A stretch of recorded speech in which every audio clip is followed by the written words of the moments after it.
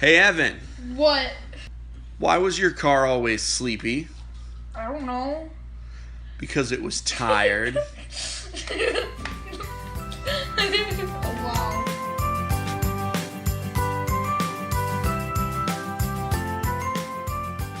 Hello, everybody, and welcome to Engage, a family gaming podcast. This is episode 152, and I am your host, Steven Duetzmann. This is the official video game and board game podcast for EngageFamilyGaming.com. EFG is a website where parents like myself and my co-hosts come together to give parents and families the information they need to get their family game on. This week is a very interesting week. It's just you and me, folks. All of my co-hosts are sick or busy, and we got to get this job done because this is our holiday gift guide episode. Specifically, it's part one. We're talking about video games today. So strap in, because I've got a whole bunch of games to talk about, some things you might have forgotten about, some things you know I was going to mention, and we're going to talk about everything video game related. And then next week, we'll come back and Linda and Rob, or some combination thereof, will be here to talk about our board game recommendations. So before we go too much farther, I do want to take a moment to thank you for listening this week. I hope the games that you play have been great. We played some interesting stuff, and I'm actually going to go around the horn. It's just going to be one spot because it'll just be me, but I have a couple of games I want to talk about. Okay, and I would like to take a moment before we begin to thank everybody for listening this week. I hope the games that you have been playing have been great. We do want to make our podcast more interactive, so please feel free to reach out to us on social media. Specifically, send us a message on our Facebook page, and either myself or our brand new community manager will respond to you, and perhaps your questions and suggestions will be implemented on the podcast. So, as many of you already know, we alternate our topics between video games and board games. This week, specifically, we're talking about video games, and even more specifically, we're talking about the video games and consoles that we recommend for purchase as holiday gifts. So, like I said, next week we're going to come in with the board games. So, I guess, why don't we go right into it? And I'm going to go around the horn of one. And I have two games to talk about. The first one is Nickelodeon Kart Racers. It is a game that is coming to Switch, PS4, and Xbox One. Spent a bunch of time with it this weekend. It is exactly what it says on the box. Nickelodeon Kart Racers. It is a kart racing game starring Nickelodeon characters.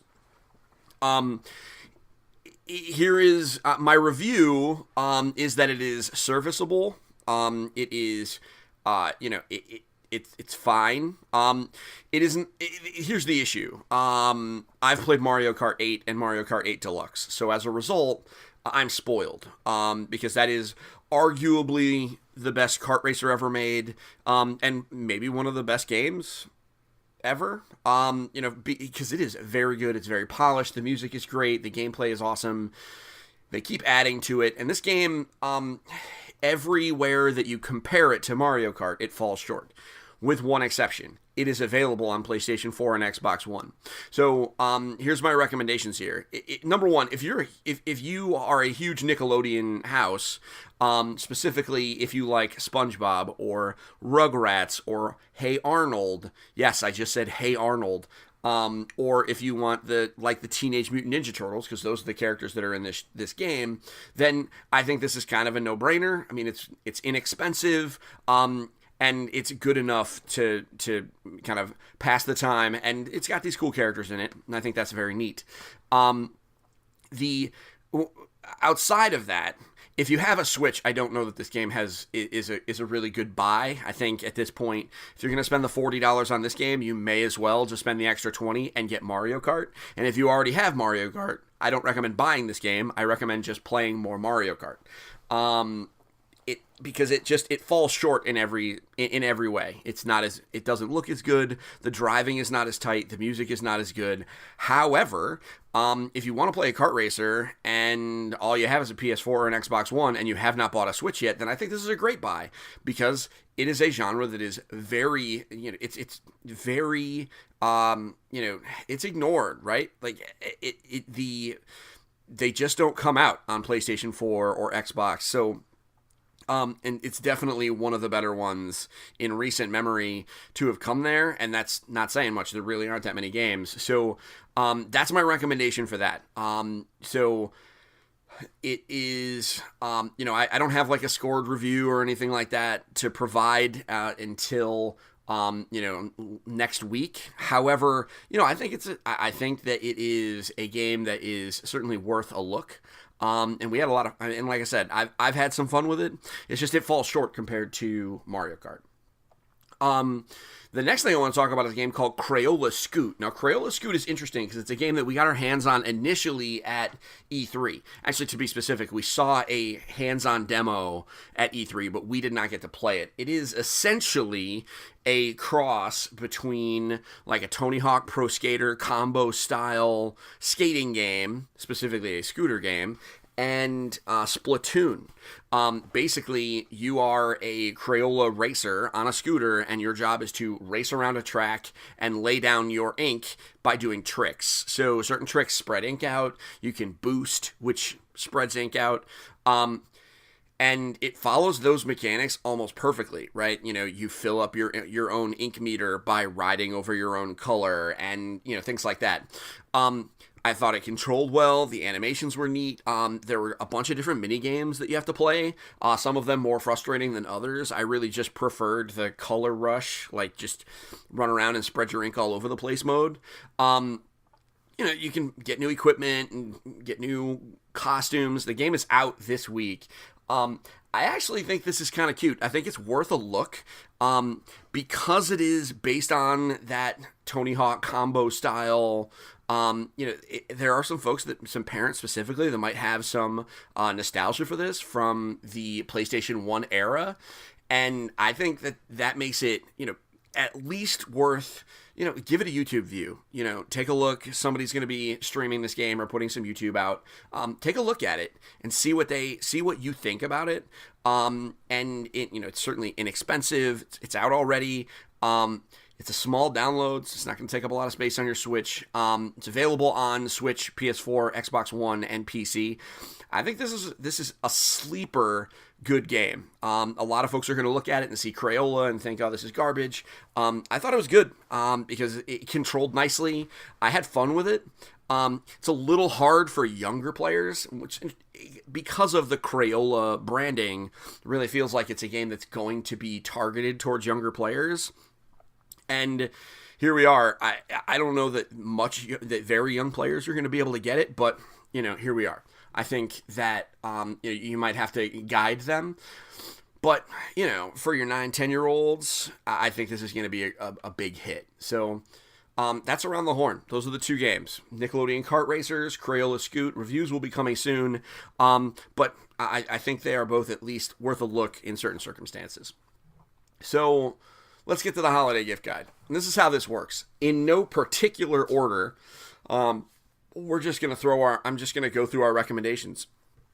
As far as the consoles themselves, I don't really have any way to rank them. I have a way to rank them because we have a number system. However, really, here's how it goes. I think I am all in on the Switch. If you do not have one yet, I think that the library is only getting better, and between Let's Go Hey You Pikachu and Hey You Eevee, Hey You Pikachu, Let's Go Eevee. I can't even get the name right. It's Pokemon Let's Go Pikachu is the name of the game. I'm sorry. With the new Pokemon game coming out and Smash, and then a new Animal Crossing and a new Pokemon next year, we're approaching the prime of this game, of this console's life cycle, and it's not even done. This game, this console itself, it's going to have a long life. So if you do not have a Switch yet, unless you are very anti-Nintendo for whatever reason, I think this is the perfect year to get a Switch. I know a lot of folks didn't want to get it year one because they wanted to wait. They wanted to see if there was, going to be a better library. Maybe Zelda didn't do it for you for some reason. Maybe Mario Odyssey wasn't enough. Well, here we go. We've got both of those games, plus a whole lot of indie games. Plus we have Smash, Mario Kart, and now it just continues. So that's our opinion on the Switch. Next is obviously the PS4 and the Xbox One. This is kind of a toss-up, and it really depends on your opinions. We are outside of the Switch, we're a PlayStation first household. That console sees a lot of play. That's where we play a lot of our multi-platform games. That's where we play our online games. And a lot of that comes down to I just like the controller better. But that's obviously going to be a matter of taste. There are some folks that swear by the Xbox controller, and I can't really fault them. The other big differentiator right now is that PlayStation 4 has Spider-Man, and we're going to talk about Spider-Man in a moment when we talk about games, but that's a big deal because when you deal with exclusives matter, and PlayStation not only has Spider-Man, but it has Ratchet and Clank, and it's just it's a great system for families if the Switch is outside of your reach. It's been a rough couple of years for the Xbox, right? Like, they really haven't had a lot of exclusives. They've had to cancel games. They have delayed them. And some of the games that they've been canceling and or delaying weren't appropriate for families anyway. So, kind of what are you going to do? Outside of the perennial greatness that is the Forza series, be it Horizons or Motorsports, unless you really need to have an awesome driving game every year, there hasn't been a lot of reason to own an Xbox. I will say that one advantage to the Xbox now is, you can purchase Game Pass, which is a subscription service, and also EA Access. And between those two services, you can walk home with an Xbox One and really not have to buy a game at launch and just download them. The EA Access Vault includes a lot of great games: Plants vs. Zombies, Garden Warfare 1 and 2, Need for Speed games, all the sports games, maybe not this year's, but older sports titles, which is certainly great. And then the Game Pass, which includes Sea of Thieves and Forza Horizons 3. It's just a great package. So they also have announced that they're really going all in. They bought 5 new studios. They might be buying a 6th. So the future is bright for Xbox. I just don't know if the future is bright for the Xbox One. Seems like some of these purchases might be to help the next console. So that's where we are on the consoles. It's again, we're all in on the Switch. So if you were to ask me what to buy and you had none of them, I would tell you to get that one. Meanwhile, the 3DS is not dying, so I can't recommend against that if you have kids that don't have one, and maybe the Switch is out of reach. A 3DS is still a great system. There's a huge library of older games, including the fact that it's backwards compatible to the Nintendo DS. So that's the consoles. Let's go right into games. And I'm not going to belabor the point on any of these games. We're just going to kind of go through it. The first one, and this is going to be my game of the year, so I'll be talking about it between now and January. It's Spider-Man for the PlayStation 4. Now, it is a rated T game. You are fighting enemies that use guns, and it is, it does deal with, some rather violent subject matter, so I can't argue with that. However, it's no darker than the Avengers was. And so if you took your kids to see Infinity War, then I don't see that there would be any reason not to let them play this game based on content. I have never felt more like Spider-Man in a video game. I'm a huge Spider-Man fan, and have been since I was a kid, but I have never felt like him before. Just swinging around New York is worth it. This is a great game for, I played it with my youngest watching me. She would tell me where to go, and it was a great experience. There's lots of little things to do. If you don't want them to watch story missions, that's fine. There are missions where you chase pigeons, literally chasing pigeons. There are backpacks to find, and there are science experiments that you need to complete that don't involve combat.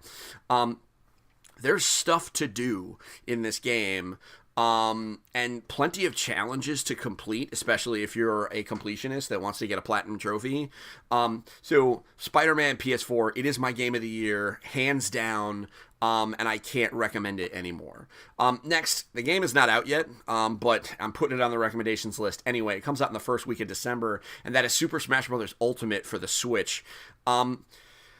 What can I say about Smash that I haven't already said? This is a party fighting game that will allow up to 8 players. It has an enormous number of fighters, everyone that has ever been in a Smash game before. Solid Snake, and it's crazy. So this is a party game. This is a game that is accessible. Players who have never played fighting games can hop in and play this and just mess around. It is designed to allow new players to participate. I expect that this is going to sell well, and if you have a Switch, should be on your radar. It is not. It says it's a fighting game, and I'm sorry, I'm stumbling over my words on this one because I'm just so excited. They say it is a fighting game. Don't be afraid of the term fighting game. This really is, your Pikachu shooting lightning at Kirby. So nothing super graphic here. So that is Super Smash Bros. Ultimate. Next is Pokemon Let's Go Pikachu and Let's Go Eevee. This is going to be for the younger set. Older kids who have a lot of experience with Pokemon might be disappointed with this one. This game is designed to bridge the gap between the core role-playing game focused Pokemon games and Pokemon Go. And it also has a super adorable art style. This is very clearly targeted towards the younger audience. So, with that said, every Pokemon fan that I know is buying this game and intending to play it. I think this is going to be, if you have a younger kid who wants to get into Pokemon and maybe they haven't been able to play some of the other games, I think this is going to be one that might be worth giving a look. It has a co-op mode where you can play together, and we're always fans of that. So there's 2 versions. One features Pikachu, one features Eevee. If you don't know who Eevee is like the little Pomeranian dog fox looking thing that can evolve into a bunch of different forms. It's basically a non-Pikachu mascot. This is one of those, it's going to come out in the middle of November. If you want this one, pre-order it. It's going to be hard to find because I know a lot of parents are going to be picking this up. Next is Dragon Ball FighterZ. This is available on Xbox One, PS4, and now Switch. This is one of the best fighting games to come out in the last couple of years, and it is easily the best Dragon Ball game to come out in the last probably forever. If you are a man or woman of my age, then you definitely remember Dragon Ball Z, right? We all remember it. Whether we watched it or not, we remember it. The imagery is iconic. It was all over the place. You probably saw a dude in college with a scroll on his wall of Goku doing some nonsense. This is a video game that literally is that nonsense. It's a 3-on-3 tag-based fighting game, kind of like Marvel vs. Capcom, only it's all Dragon Ball characters. And you would think, how many characters are there in this game to allow for there to be, any kind of variety? Trust me, there's a lot. It's insane. They have like 6 different versions of Goku, and all of it's fine. This is also an accessible fighting game. They tried really hard to try and make it so that there was a low floor and a high skill cap. So there's going to be a lot of learning here. But if you just want to run around and play a cartoon and fight, this is certainly one of them. So that's Dragon Ball FighterZ on Xbox One, PS4, and Switch. Next is another Switch game. It's Kirby Star Allies. Our youngest has been playing this game by herself and loves it. It is a puzzle-based kind of platformer. It is not super hard. It is very forgiving. Kirby, his trick is he eats monsters. He takes their powers. But in this case, you can throw little hearts out and make friends, and they can follow you. This is also a 4-player co-op game. I've played it with all 3 of my kids, and we love it. So that's Kirby Star Allies.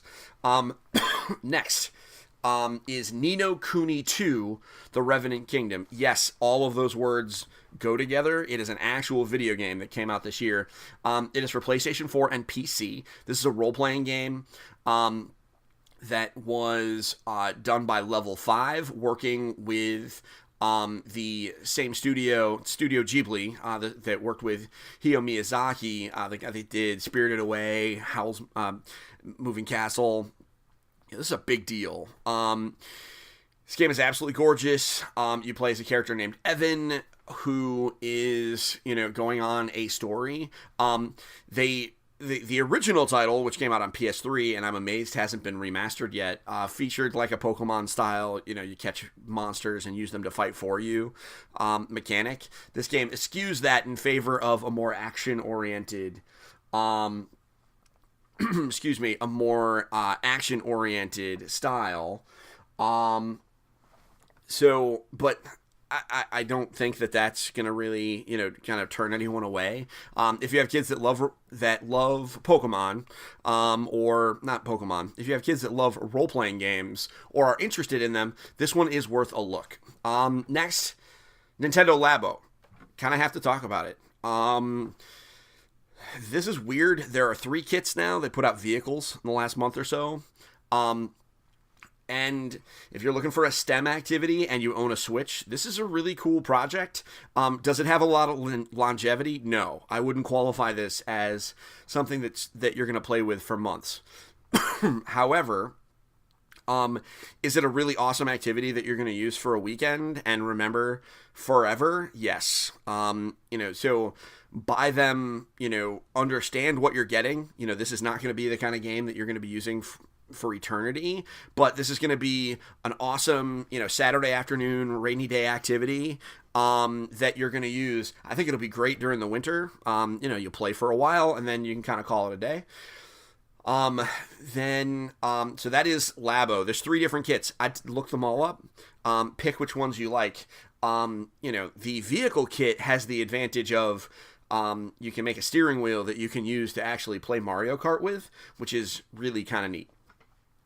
Next, I'm going to talk about Mega Man for a while. So, there are 3 packages that came out this year that include Mega Man. One of them is Mega Man 11, came out for PS4, Xbox One, and Switch. And then there were a whole bunch of collections, Mega Man Legacy Collection 1 and 2, and then the Mega Man X Legacy Collection 1 and 2. I recommend all of these, with the small exception that Mega Man X Legacy Collection 2 is the weakest of the bunch, so if you find a way to skip it, maybe go ahead and do that, because it kind of falls flat. These are all great games. Mega Man is a storied franchise. One of my contributors, Jeremy, is a huge fan, and has talked about it ad nauseum. And he's actually writing a whole bunch of content for us now about Mega Man and why it's important. But if you just search up Mega Man, you will see a whole bunch of options for games this year. Mega Man 11 is a great place for newcomers to start. It has a casual mode where you can't even fall into pits. I'm not even kidding. I loved it because I'm terrible at video games. You guys know the drill. Hashtag Steve is bad at games. But definitely recommending all the Mega Man titles this year. They're all great. The Legacy Collections are a great way to let your kids experience older games. They have save states and things like that helps kind of overcome some of the crazy challenges. And these games hold up. So that is Mega Man. Excuse me. This May, Mario Tennis Aces came out. We haven't really talked a lot about it since, but this is a great multiplayer title. This is, if you like playing Wii Tennis on your Wii with your family, this can help you relive some of those memories. The difference is you'll be playing it with better graphics and with recognizable Mario characters. It also has online play. It is gorgeous. It's mechanically sound. This is a fun game if you are into tennis. Next, forgive me, I am going to mispronounce this, but it is Adventure Time, The Pirates of the Enchiridion. Adventure Time may have ended this year, but that doesn't mean the video game fun is over. So if your family enjoyed that franchise, and are sad that it is over and want one more adventure in the Adventure Time world, this is a game on Xbox One and PS4. It is an open world, kind of turn-based role-playing game where you run around and you make decisions, you play as the characters. I went and saw it at E3. The advantage here is it looks like an episode of the cartoon, only it's longer. So if you love Adventure Time, this is one that is worth a look. Next, let's talk about Sonic Mania. So Sonic Mania came out last year. This year, they put out Sonic Mania Plus. It's out on PS4, Xbox One, and Switch. The difference is they gave us some additional content, but also it includes 2 new characters, Mighty the Armadillo and Ray the Flying Squirrel. Essentially, you are playing the game, but you have these 2 options, and the 2 characters have different powers and different movement abilities that help you get through the levels differently. If you did not buy Sonic Mania last year, this is a great package, and again, it's available on PS4, Xbox One, and Switch. Speaking of role-playing games, a few games ago, sometimes you just need to play a giant, epic-length, gorgeous JRPG. They're saying it's going to be a snowy winter, so what better way to pass that winter but to climb under a nice warm blanket, have some hot cocoa, and beat up some slimes. So Dragon Quest XI is out on PS4 and PC. It is very long. There's a lot of exploration in this game, but man, is it fun. And it is absolutely stunning. I got my hands on it at E3. They let me play for 15 minutes. I would have played for 4 hours, standing up. It's just so good. I definitely recommend that. Again, it's on PS4 and PC. Next, I'm going to talk about Valkyria Chronicles. Valkyria Chronicles 4 is available on PS4, Xbox One, PC, and Switch. I think Switch is probably the definitive place to play it just because of the portability.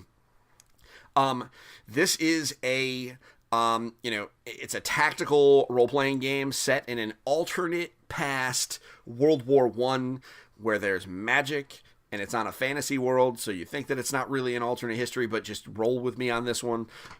You'll get what I mean when you see it. This game is super cool. It is gorgeous because of the hand-drawn art style. I think everyone who likes strategy games needs to take a look at this game. So yeah, it's already out. It's getting great reviews. If you played Mario and plus Rabbids Kingdom Battle the other year, well, by the other year I mean last year, and liked it, then this is a good one to give a look to. It's a little bit more serious, but at the same time, it's gorgeous and super fun. So I guess I'm going to talk about a Toys to Life game. There is one that came out this year, and it came out this week, actually. It's Starlink, the Battle for Atlas. Longtime fans of the show will know. That was my game of the show for E3 this year. It blew me away.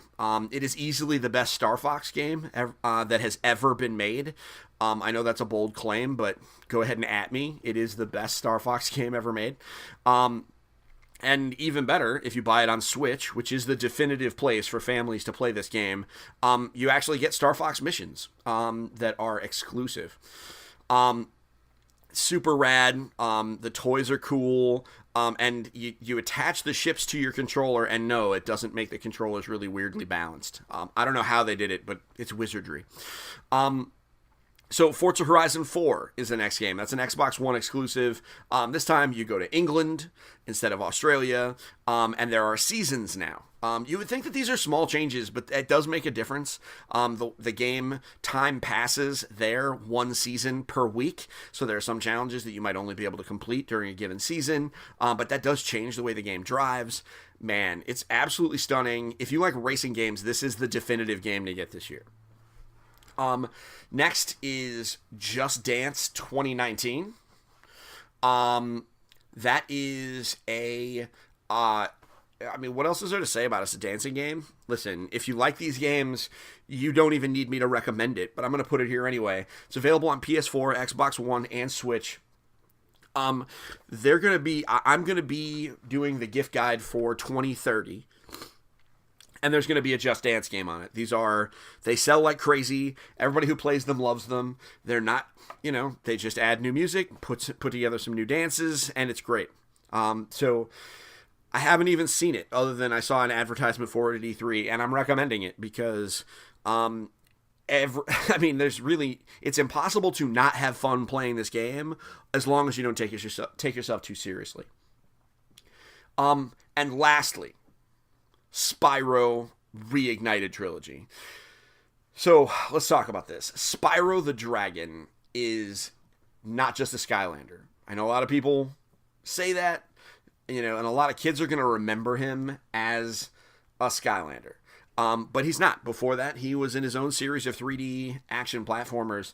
Even more interestingly, he was the guy He really, when it comes to 3D, outside of Mario, he was one of the forerunners. And a lot of his games came out before we figured out what 3D games were supposed to do and look like. He was a 3D game before there were analog controls, right? Like it was just, D-pads, which is crazy. So, Vicarious Visions has rebuilt the first 3 Spyro games with insane levels of detail. I interviewed them at E3. They did not have any of the original code, so they had to remake everything, and they did so. So if you are a parent who remembers playing Spyro as a kid and wants to reintroduce those games to your children, this is the definitive way to do it. It's available on PS4 and Xbox One later on this year. And I cannot recommend this one enough.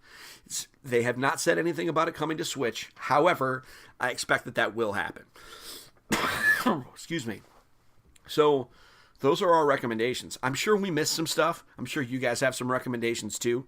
And we are also going to have some more recommendations regarding specifically smaller titles, in indie games, and that's going to be in our next video game episode. Give you a hint, probably be talking about The Messenger a whole lot there. But these are our, kind of big console games, these meaty experiences. I definitely wanted to get these out there first so you could start building your lists. But I'll certainly take suggestions. Reach out to us on Facebook. Let me know what games we missed. What things do you think people should be giving to their families or their friends that maybe I didn't mention? And, we'll talk about that on our next episode. So I do want to thank you for listening. It's an honor to have an opportunity to record this podcast and have you guys, listen to us. I do, have a favor to ask.